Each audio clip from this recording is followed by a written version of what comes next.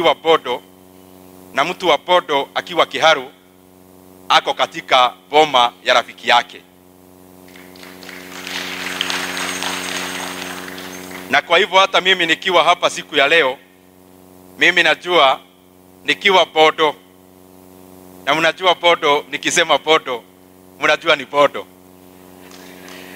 Mimi nikiwa bodo najihisi niko nyumbani, kwa sababu vile mheshimiwa Karoli ametueleza, Wakenya wakiwa kwa upamoja, kama vile Wakenya wamefanya kazi kwa pamoja hapo awali, manufaa yote inakuwa kwa wananchi wote wa Kenya. Na katika hiyo kazi ambayo tunasaidia rais wetu, that is the point I wanted to make. Currently, actually in the last 1 week, we have been working on the budget for the next financial year. In fact, where I came from today, I didn't come from home. I came from the place ambayo tumekaa kama kamati ya budget, na ambapo tunafanya hiyo kazi ya kutayarisha hiyo bajeti. Na katika hiyo bajeti tunatayarisha ni ya kitu trilioni 4.188 hapo. And in that budget of 4.188 trillion or thereabout, the president has told us expressly that for us to have shared prosperity in Kenya, we have to do what the people of Siaya County have shown us there before. And what you have taught us ni ya kwamba nyinyi kama wazazi wetu wa hapa bodo, mumeweza sana kushikilia watoto wenu kwa njia ya elimu. And that is why even in our place, we laud you, we support you for the support you have given education, and especially for the fact that I think Siaya County has the highest per capita population of doctors, PhDs. And in that regard, kwa hiyo budget yetu, ile pesa ambayo tumetega ya juu zaidi ni pesa ya elimu ya watoto wa Kenya. Na katika hiyo pesa ya elimu ya watoto wa Kenya, tumeweka pesa in basic education, tumeweka pesa in higher education, kwa vitego zote za elimu. Na elimu haibagui. Vile tunafanyia watu wengine pahali popote, ndio tunafanyia hawa wadosi wetu wananchi wa bodo. Ile kazi tunafanya pahali kwingine pote ya elimu, tunasikilia watoto wote wa Kenya. And one thing that is making me very happy as the chairman of budget is that this financial year that we are going into, that is year 2024-2025, we have already increased the ceiling or the monies that we said to TSC, the Teacher Service Commission, and we have allocated an extra 26 billion shillings.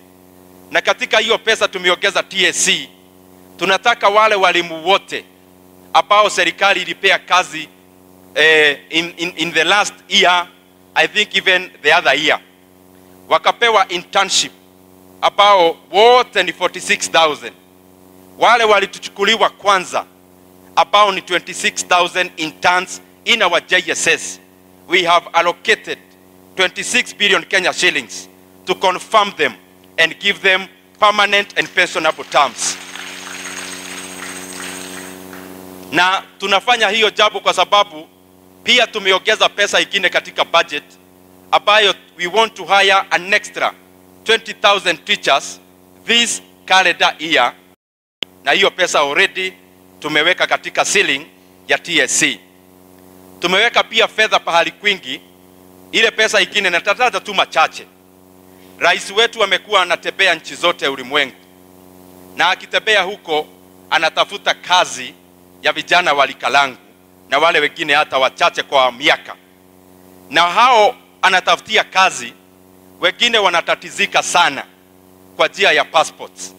And that is the reason why in our committee we have allocated an extra 3 billion shillings to our immigration department, kwa sababu tunataka passports za Wakenya ziharakishwe, kwa sababu wale wanapata ajira hata nje waweze to take advantage of those opportunities. Tumeweka pesa katika hiyo budget ambayo tunatengeneza kwa fertilizer. Na hii fertilizer tunaweka za all the crops, that is the food crops and also the cash crops. Na katika hiyo fertilizer, this time tunataka tupeane fertilizer ambayo inaitwa crop specific. Kama ni mkulima wa mahindi, apewe fertilizer ya mahindi. Kama ni mkulima wa miwa, apewe fertilizer ya miwa. Kama ni mkulima wa pamba, atapewa fertilizer ambayo tumenunua specifically ya kuongeza production ya pamba, crop specific fertilizer. Na pia tumetoa fedha ingine pia ya kuwezesha wakulima kwa vitego zote, kwa sababu tunataka wakulima wote wa Kenya ile ukulima wanafanya ikuwe biashara kwao, lakini isikue utumwa. Na hii kazi yote tunafanya, especially hiyo nimetaja hapo awali ya rais wetu kutembea akitafuta ajira. I'd want to request all the young people of Kenya. Juzi tumekuwa na mkutano ya wabunge inaitwa PG, na just recently our Ministry of Health wakishikana na Ministry of Labor wametangaza katika gazeti that we had already gotten 2,000 opportunities for our nurses outside the country. Na tukaweka katika gazeti wale ambao wamehitimu waulize hiyo kazi. The nurse was to be paid or is to be paid 200,000 per month. Ile kitu ilishtua sisi wote ni ya kwamba after kuweka hiyo kwa gazeti na opportunities zilikuwa 2,000, only 500 Kenyans applied, na hiyo ingine yote ikapotea. Nauliza Wakenya wote, wakati serikali inatangaza hizi kazi, saa zingine wananchi wa Kenya tunafikirianga kitu inaannouncewa kwa gazeti kama pengine watu wamegawanya. Sisi hatutaki kuongoza Kenya namna hiyo. Kitu ikitangazwa katika gazeti, hiyo Kenya ni hiyo opportunity ni ya Wakenya wote. Na kwa tafadhali mtu akiona na unaona that opportunity you have qualified, please go ahead and apply, because these opportunities are for all the people of Kenya. Nikienda kumaliza kwa sababu siongei mengi. Pia mimi nafurahi sana nikiwa hapa Bondo. I want to assure you, nikiwa hapa Bondo Catholic Church St. Andrews, mimi nikiwa hapa, I am very proud as a Kenyan. And I want to make this statement. I am a student of economics. And reading economic books and theories, one thing comes out very clearly. That for all the countries that have been able to accelerate their economic growth, one thing cuts across all those countries.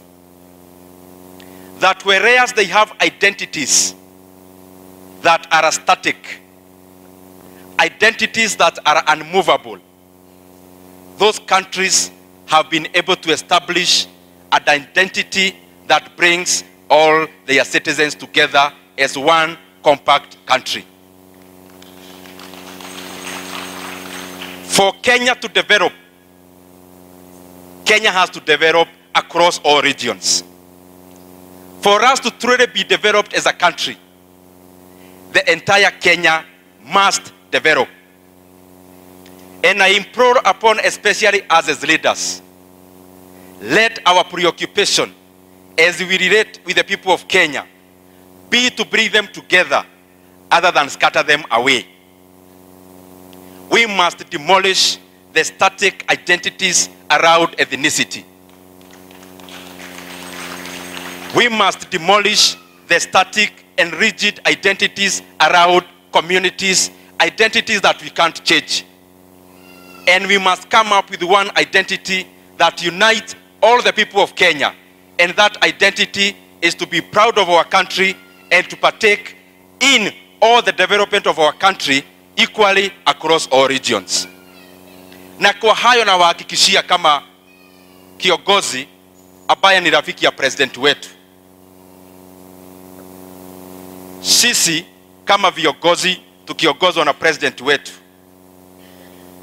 maendeleo tunafanya pahali popote Kenya, maendeleo itafanyika pahali popote pengine Kenya. We do not believe in the politics ya kusema wale na wale. Siasa ambayo tunataka, kama barabara inajengwa pahali kwingine, inajengwa pia hapo pahali kwingine. And I want to assure you, as the chairman of budget, as we allocate money, we do not look at how the people voted, kwa sababu maneno ya election imekwisha.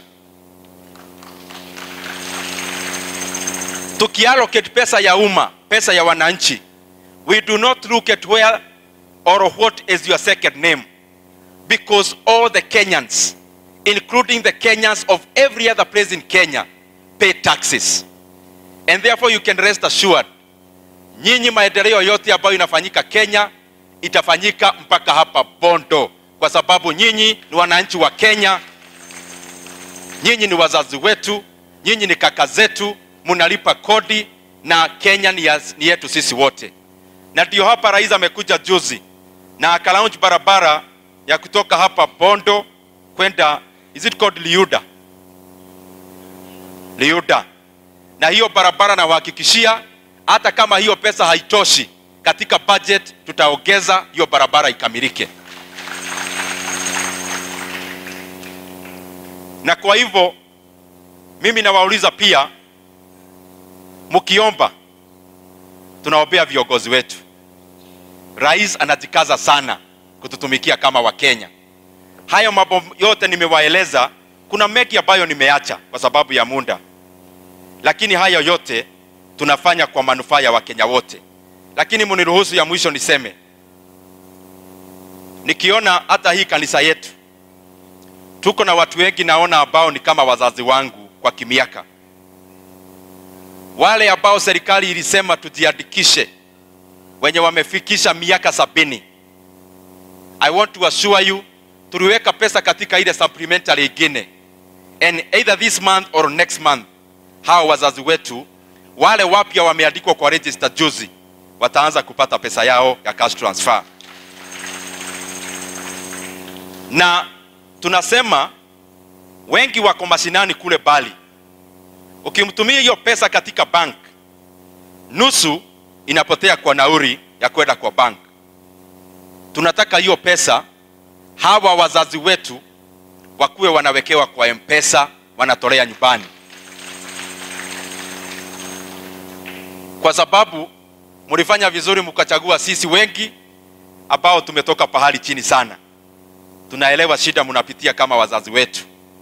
Na tunaomba Mungu atusaidie, when we serve you, we do it diligently, tukifikiria kwenye mumetutoa na kwenye mumetulea kama wazazi wetu. Na hayo mengi, sijui kama mtanituma na salamu ya rais wetu. Lakini nyinyi naona mnajipanga. Mnaona Kenya ni dogo sana, naona vile mnajipanga. Ama hiyo maneno haiko hapa? Mnataka headquarter ikuwe area ya continent mzima? Yaani kwa ni ninyi hamchezi hata kidogo? Asanteni sana. Na father alikuja kwa ofisi na akanieleza ile maneno ambayo iko. And what I believe all the time, an opportunity to give kwa kazi ya Mungu is an opportunity mtu hafai kufanya ipotee. When you hear there is a harambee somewhere to do the work of God, even if you are not invited, please show up, because you are showing up to reap blessings. Na kwa hivyo mimi vile nimefika hapa, sitakubali mubarikiwe peke yenu. Hata mimi nitakuwa hapo mkibarikiwa. Na pia hiyo mwezi wa 9, najua Mheshimiwa Ochanda naongea Kiswahili kwa sababu nilikuwa nimejipanga kuongea Kizungu. Lakini vile nimekuja hapa, leader yuyu ametusomea hapa, akapewa microphone, na ni kwa kanisa, just no more announcements, akasema itinerary. Nikaona niwachane na Kizungu.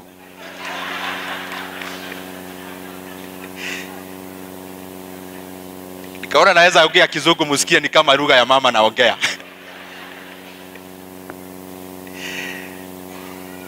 Na nikakumbuka juzi, lazima mliona kwa mitandao,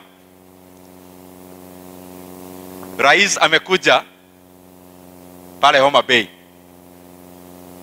Lazima huyo pastor alikuwa profesa. Mimi niliona karibu yule mtu anasimama nyuma ya rais ampatie dictionary, kwa sababu tunafurahia sana vile mko na, tukiitishwa watu wa kuongeza Kizungu pahali tukitaka pesa, lazima mnaenda kutuombea hiyo pesa. Na tunafurahia hiyo sana. And hata mkiona nimeongea sana, nilikuwa nimepanga kuongea kidogo, lakini nikisimama hapa mimi naona tu kama niko kule kwetu nyumbani.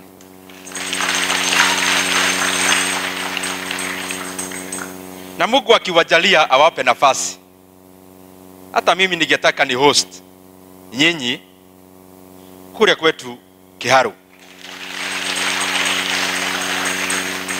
Ningetaka siku moja tukiwa na family day kama one of our Catholic diocese, hata hawa kwaya ambao wameiba nationally wakuje.